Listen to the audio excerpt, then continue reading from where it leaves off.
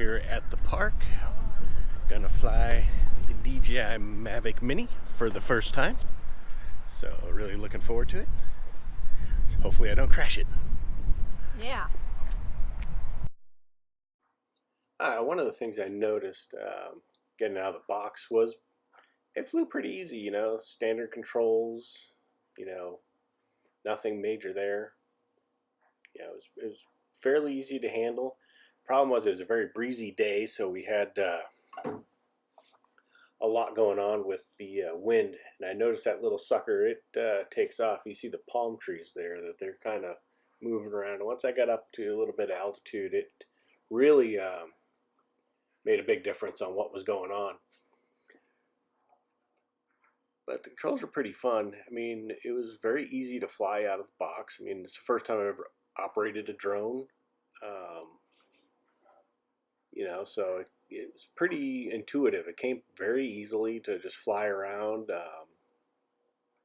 This was a nice park that we have in the areas close to my house, because I actually can't fly at my house. I'm too close to the airport, right off the end of one of the runways. So there's just no way I can fly off where I'm at. Unless, of course, I can go in and get the waiver and all that, but it's still doesn't always happen. And it was really fun, responsive, I'll have to say. I mean, especially in sport mode, it was very quick. I did notice that, you probably noticed a little bit of, well, actually it's not weaving as much as I thought it would. So it's doing pretty good with that. Yeah. The picture quality is really good for it, I would have to say. So the next thing I did is I did the little quick shots. So this is the one where it's, I don't know what it's called. Is it the droney, or the one where it backs up off of you? That was pretty fun. It's very easy to use. I mean, there's a ton of videos on tutorials. This is the Helix, but I've never flown a drone, and that's how easy this thing is to fly. DJI did a really good job with the Mavic Mini. I did keep my eye on it, because you'll see this palm tree. It's funny how close stuff looks with the camera when it's actually, I have plenty of room. It just looked like, oh, I'm going to smash into the tree. Then I brought it down towards the water, and it was very careful with that. The stabilization of the gimbal is great. I mean, because the winds on the ground were probably 10 to 15. As soon as I got up, I'm sure it was in the 20. And it did a fairly decent job of staying, fairly steady. I mean, you can see the palm trees again. It's just like they're moving. And that was one of the things, though. It had a hard time. I could see it like moving back and forth. Unfortunately, too, it was a very cloudy day.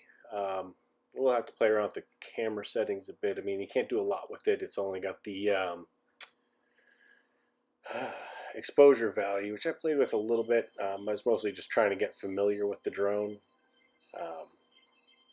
Played with it a bit, like right here, just to kind of darken it up. I do still photography. I'm very good at still photography with real camera, not just an iPhone. But but as a beginning drone, it's fine. For what DJI designed this for is people like me. Go out there, buy a drone, probably get very interested in it as I learn how to use it. I am working on my Part 107 at the moment, so I can get that, so I can monetize, because that is a big deal. Just because this thing is 249 grams, if you use it to make money, you have to have a Part 107, and you do have to register it. It's for commercial use, it doesn't matter the minimum weight. It's just a maximum weight of 55 pounds. But for a hobbyist, you don't have to register it. And then this was freehand, me doing a pullback, and this is after maybe 30 minutes of me flying it. That. Then went down towards the beach just to kind of check it out. Unfortunately, it's a rather bad day for the beach.